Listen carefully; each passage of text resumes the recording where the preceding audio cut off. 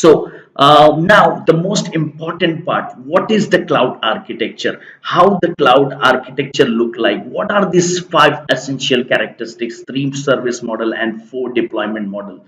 So we'll see one by one. We'll see by a image, which I say image represent thousand words.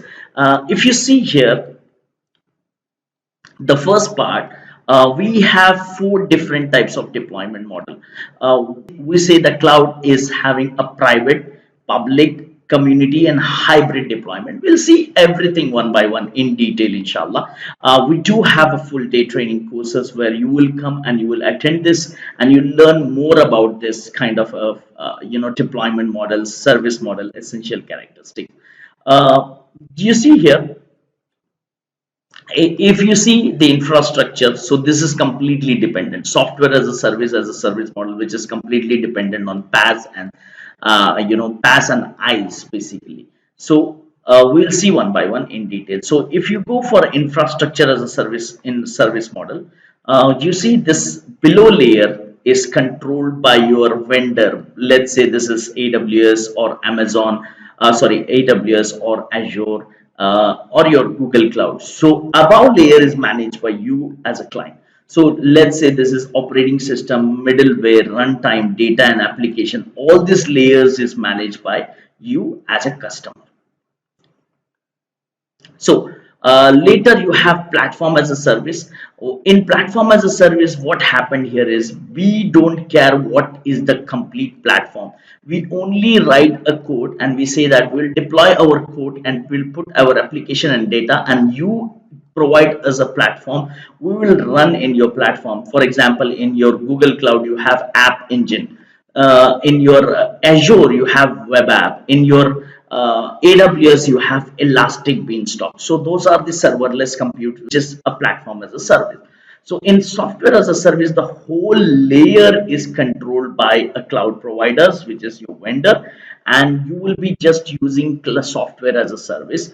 For example, your Gmail, your what do you say, your Office 365, everything is a platform as a service. So as we saw in the previous image, you have five essential characteristics as well. So on demand self-service, which says ability of users.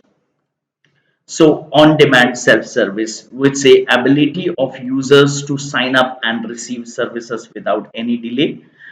Then you have broad network access, where this service through you can access the services through a desktop, mobile, tabs, etc. Then you have resource pooling. This is very important, where the computing resources are pooled to serve multiple consumers using multi-tenant model. And we go to measured services. Measured services is billing subscription based services. So whatever you're using, you're paying for that one. And then you have a rapid elasticity, where the capabilities to cope up with demand spikes or demand peaks. So this in detail we will be discussing what is on-demand self-service, what is broad network access, what is resource pooling, what is rapid elasticity. So you have metered or measured services. We'll also see what is IaaS, PaaS and SaaS in detail. In our course, we'll also see the platform as a service, software as a service, and then we'll see the deployment model in detail. What is the public cloud sold? This is sold to public mega scale infrastructure. So this is a provider, cloud provider, third party cloud providers provides their services to the enterprise or the users in their premises using internet technology. So then we see the cloud services can be classified into four different categories we saw. So now we will see this essential characteristics in details. So what is this on-demand self-services? On-demand self-services is which enables consumer to get computing resources as and when required without any human intervention. Also, it facilitates consumer to leverage ready-to-use services or enables to choose required services from service catalog. It allows provisioning of resources for using self-service interfaces. Self-service interfaces should be user-friendly. Now, what I would like to show you is, I would like to show you a good portal where you will see it by yourself, like how easy it is to access your cloud and set it on demand whenever you have any any requirement. So I go to Azure, and if you want to get any services from Azure, you just have to click it. Let's say I want to get a virtual machine, I just have to click the virtual machine and get my virtual machine running. Or if I want to get any app services, any Azure directory services, or any services, SQL database, you will see it is there in your system. So then come broad network access. Broad network access is accessed via the network, usually the internet, from broad range of client platforms such as your desktop computers, laptop, mobile phone, thin client, etc. It eliminates the need for accessing a particular client platform to access services. It also enables accessing the services from anywhere across the globe. Then we have a resource pooling. IT resources, let it be compute, storage, network, are pooled to serve multiple consumer based on multi-tenant model. Consumer has no knowledge about the exact location of resource provided. Resources are dynamically assigned and reassigned based on consumer demand. And what is rapid elasticity? So rapid elasticity is the ability to scale IT resources rapidly as required to fulfill changing needs without interruption of services. Resource can be both scaled up and down dynamically. The consumer of the cloud appears to be infinite. A consumer can start with minimal computing and can expand their environment to any size. Measured services or metered services provide billing and chargeback uh, information for cloud sources used by consumer. The measured services continuously monitored resources using like let's say CPU time, bandwidth, storage capacity, and report the same to the consumer. So measured services enable transforming capital expenditure. So cost incurred on pay as you go service model. Pricing model is tied up with the required service level. So it is very important services which reports to the customer and provides transparency for chargeback to both service provider and consumer about the utilized services.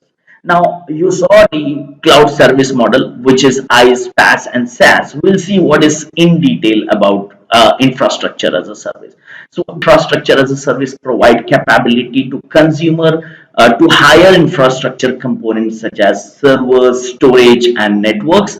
It also enables consumer to deploy and run software, including operating systems and applications. This pays for infrastructure components usage, for example, storage capacity, CPU usage, etc. So infrastructure as a service example is your EC2 instance, which is a virtual machine provided by your Amazon. It allows consumer to hire virtual compute on which they can run their own application. So also there is a EMC Atmos online service for storage as a service, which is accessible from internet on demand. We do have Etisalat One Cloud, which comes with out of box cloud service catalog, leveraging an already available integration with leading market service platform. We have platform as a service, which is a capability to provide consumer to deploy consumer created or acquired application on cloud infrastructure. Consumer has control over deployed application. Possible application hosting environment configuration can be done. Consumer is built for platform software component, OS, database, middleware, etc. You have platform as a service, which is example of PaaS is your Google App Engine, Microsoft Web App Services. Then you have in AWS, which is Elastic Beanstalk. So those are a couple of PaaS examples which you have it in platform as a service. Now we'll see what is a software as a service. It's a capability provided to consumer to use providers application running in cloud infrastructure. Complete stack including application is provided as a service, and this application is accessible from various client devices, for example via thin client interface such as web browser. Billing is based on application usage. So example for SaaS, you all know that lots of software as a services available in the market. Let it be your YouTube, Dropbox, Salesforce, customer relationship management system, lots of things. You name it, your complete mobile device is cloudified and it is a software as a service. There are lots of deployment model which you have seen, like public cloud, private cloud, hybrid cloud, community cloud. So what exactly this cloud is offering you, and what is public cloud means? Public cloud is basically sold to public, which is a mega scale infrastructure. You see the great elasticity, utility pricing, and leverage expertise available in public cloud. What happened here in public cloud is, so you will contact the public cloud provider, and they provide their services to multiple enterprise or even the end user. And also you will see what is private cloud. Private cloud is enterprise owned or leased cloud, which has a total control to the particular enterprise, which follows the regulation and have their own flexibility, and the application which is running in private cloud is from those organization itself. So on-prem private cloud, which can be hosted from external, hosted company for a certain dedicated private enterprises. So then we have something called as community cloud, which is a shared infra cloud for a specific community. Basically, we meet and share our concern with a certain enterprises, and we build our community for the cloud resources. So it's shared by several organizations and supported by a specific community that has shared concern, which is managed by your organization or a third party as well. So you will have a common cloud community, you will build it, and multiple organization will be participated in this one. So last one is your hybrid cloud, which is mixed of private, public, and community. So I will say it's a mix of private and public basically. So private and public cloud, mixed cloud, we call it as a hybrid cloud. So what are the offerings of cloud we have? So cloud can offer you a secured online backup, on-demand computing resources, your platform, the whole infrastructure or organization infrastructure can be tested in a different platform before investing on it. You can have access on demand service like a word processing application for a brief period to prepare my documents, etc. So now